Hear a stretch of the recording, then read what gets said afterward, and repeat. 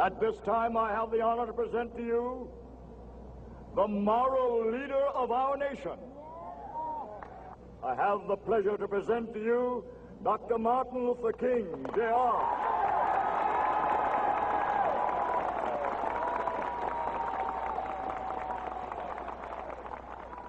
I am happy to join with you today in what will go down in history as the greatest demonstration for freedom in the history of our nation.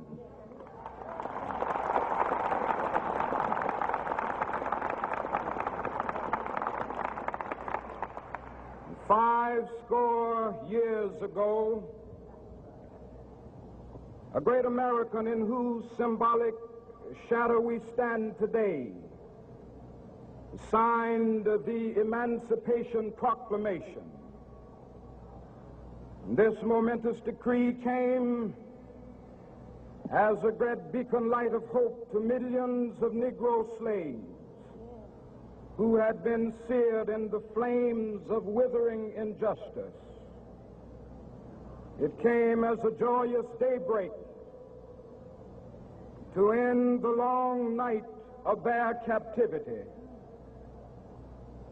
But 100 years later,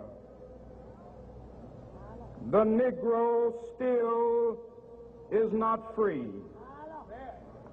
100 years later, the life of the Negro is still sadly crippled by the manacles of segregation and the chains of discrimination.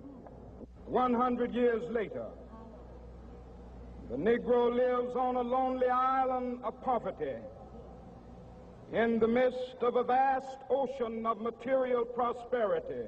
100 years later,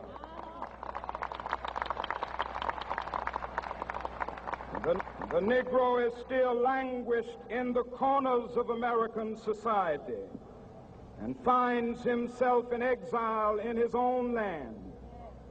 And so we've come here today to dramatize a shameful condition. In a sense, we've come to our nation's capital to cash a check.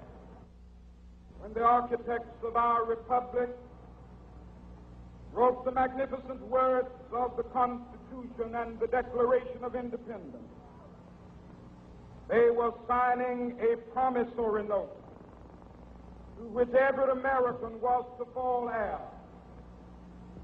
This note was a promise that all men, yes, black men as well as white men, would be guaranteed the unalienable rights of life, liberty, and the pursuit of happiness.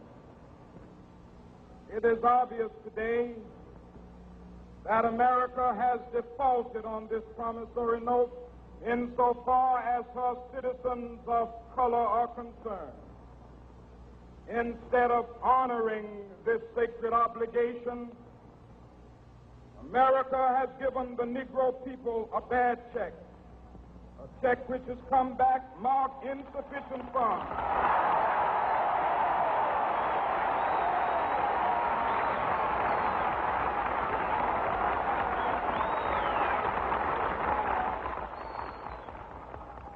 But we refuse to believe that the Bank of Justice is bankrupt. We refuse to believe that there are insufficient funds in the great vaults of opportunity of this nation. So we've come to cash this check, a check that will give us upon demand the riches of freedom and the security of justice.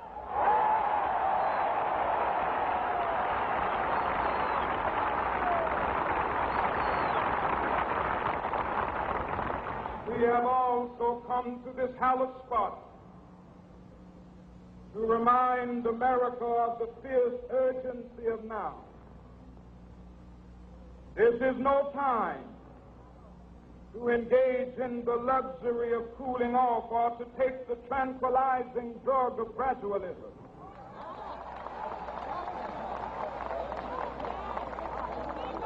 Now is the time to make real the promises of democracy. Now is the time to rise from the dark and desolate valley of segregation to the sunlit path of racial justice. Now is the time to lift our nation from the quicksands of racial injustice to the solid rock of brotherhood. Now is the time to make justice a reality for all of God's children. It would be fatal for the nation to overlook the urgency of the moment. This sweltering summit of the Negro's legitimate discontent will not pass until that is an invigorating autumn of freedom and equality. 1963 is not an end, but a beginning. Those who hope that the Negro needed to blow off steam and will now be content will have a rude awakening if the nation returns to business as usual.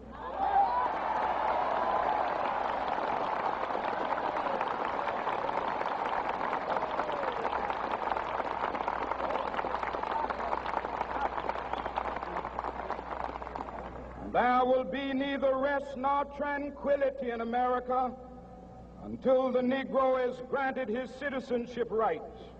The whirlwinds of revolt will continue to shake the foundations of our nation until the bright day of justice emerges.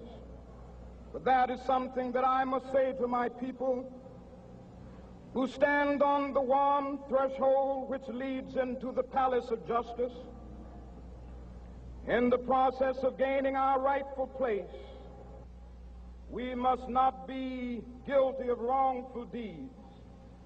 Let us not seek to satisfy our thirst for freedom by drinking from the cup of bitterness and hatred.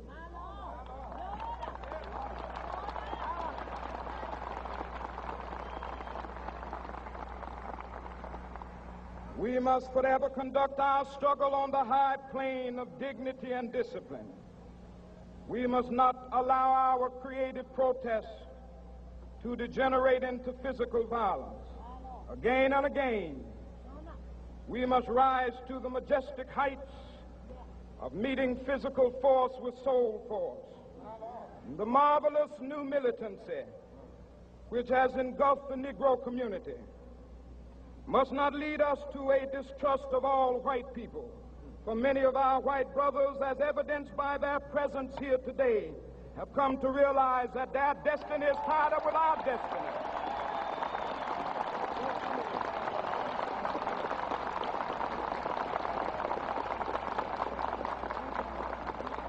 And they have come to realize that their freedom is inextricably bound to our freedom. We cannot walk alone.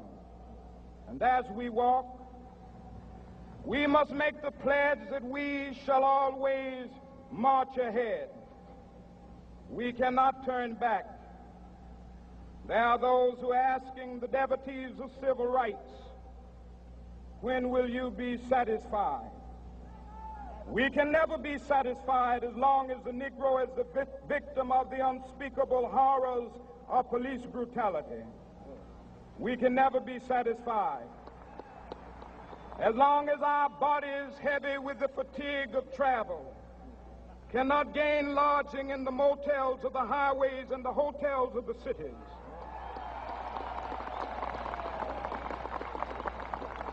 We cannot be satisfied as long as the Negro's basic mobility is from a smaller ghetto to a larger one. We can never be satisfied as long as our children are stripped of their selfhood and robbed of their dignity by signs stating for whites only.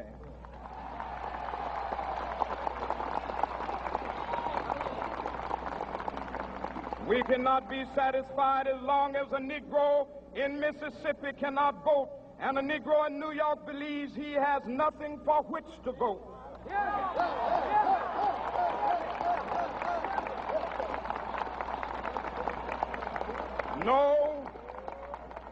No, we are not satisfied, and we will not be satisfied until justice rolls down like waters and righteousness like a mighty stream.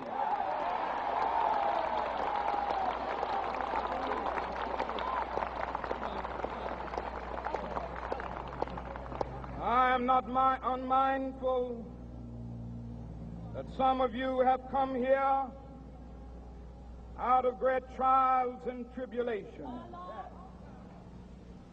Some of you have come fresh from narrow jail cells. Some of you have come from areas where your quest for freedom left you battered by the storms of persecution and staggered by the winds of police brutality. You have been the veterans of creative suffering. Continue to work with the faith that unearned suffering is redemptive. Go back to Mississippi. Go back to Alabama. Go back to South Carolina. Go back to Georgia. Go back to Louisiana. Go back to the slums and ghettos of our northern cities. Knowing that somehow this situation can and will be changed. Let us not wallow in the valley of despair. I say to you today, my friend,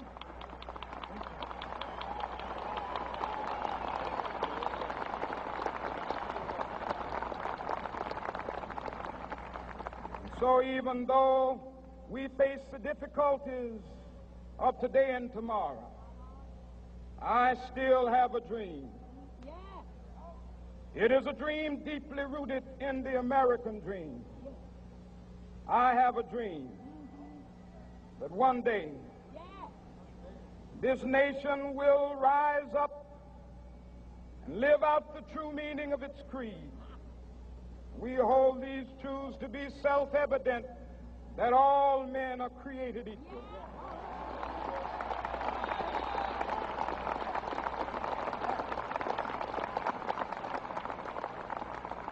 I have a dream that one day on the red hills of Georgia, the sons of former slaves and the sons of former slave owners will be able to sit down together at the table of brotherhood. I have a dream that one day,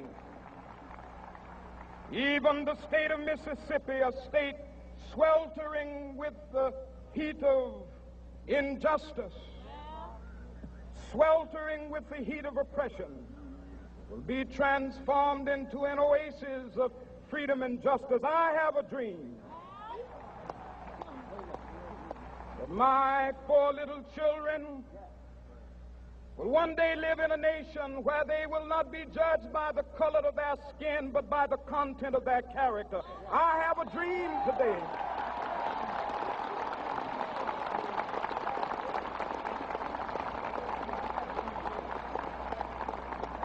I have a dream that one day down in Alabama, with its vicious racists, with its governor having his lips dripping with the words of interposition and nullification, one day right there in Alabama, little black boys and black girls will be able to join hands with little white boys and white girls as sisters and brothers. I have a dream today